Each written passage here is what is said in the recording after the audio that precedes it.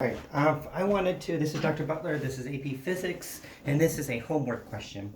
I wanted to help you on part J of the question called Center of It All from the homework, because it is an extremely hard question, and I'm just going to do most of it for you, and let you guys try to figure out the rest. All right, so in this question it says a straight rod has one end of its origin at the origin and the other end at L. The linear density is given by lambda equals ax squared, where a is a constant and x is the position that you're going this way. That's your x. Since the wire is not uniform, you have to use the integration method to do this. And it gives you a hint about the mass equals the integral from 0 to L times d. And we haven't really talked about that. Okay, so I'm going to work this through. And how do you find the center of mass? So the question is, where is the center of mass? Well, you can't use the point particle formula for center of mass, so you have to use the integral formula, which is 1 over big M times the integral, and we're going to go from 0 to L, of x dm. Okay. Problem is, we have to substitute the dm has to go into a dx, and we're going to have to do that both for the center of mass equation and for m. Okay, so we have to figure out, how do we express dm in terms of dx? And the hint is using density.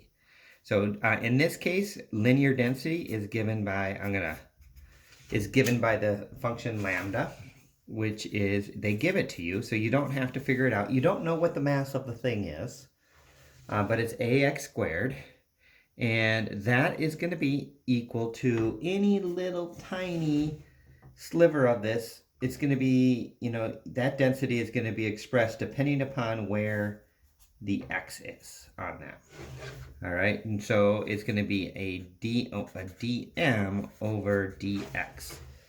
So the density is mass over length, and the density changes because our density is ax squared. And I drew this that it got fatter over here because as it's going this way, the density seems to be getting bigger and bigger and bigger. All right, so that's our equation. We can figure out then a dx equals, a dm equals an ax squared dx. Okay, this is how our dm gets transferred into a dx. This dm right here then has to be substituted in the mass equation and in the center of mass equation. So I'm going to do the big M first. This was the hint given in the question. Is your mass is integrated from 0 to L times a dm. But our dm we figured out over here. So I'm going to integrate it from 0 to L times an ax squared dx. That's what our dm is. So now we just have to solve that integral. And I'm going to leave you, well, I'll solve it for you. But you have an x squared term, a is constant, so integral that goes to x cubed, and then you do 1 over the power, so it's 1/3. So a over 3 times x to the third evaluated from 0 to L. So you plug in L minus plugging in 0. The 0 is going to be 0. The L is just going to be L. So the full mass is a L cubed over 3. That's our mass.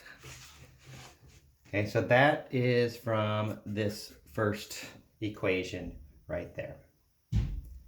Now you can do the same thing for the center of mass equation.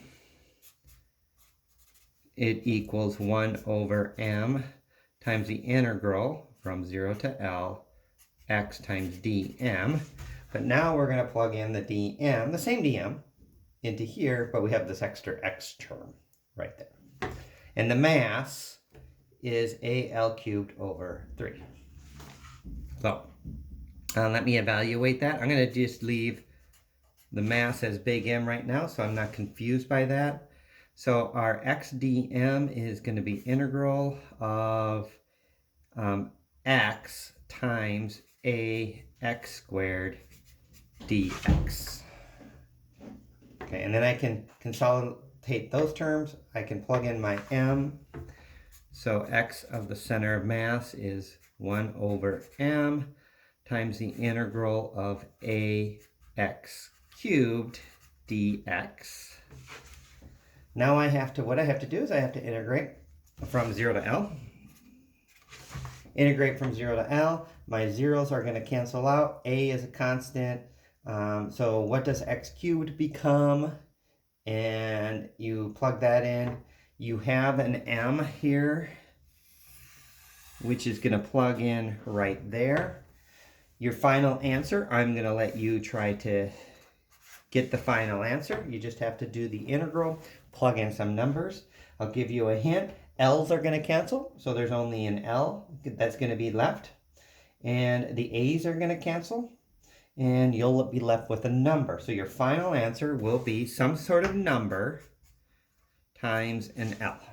It could be a fraction, it could be a decimal, but your final answer will be some sort of number times L. But I will leave you to finish that. Hopefully that helps.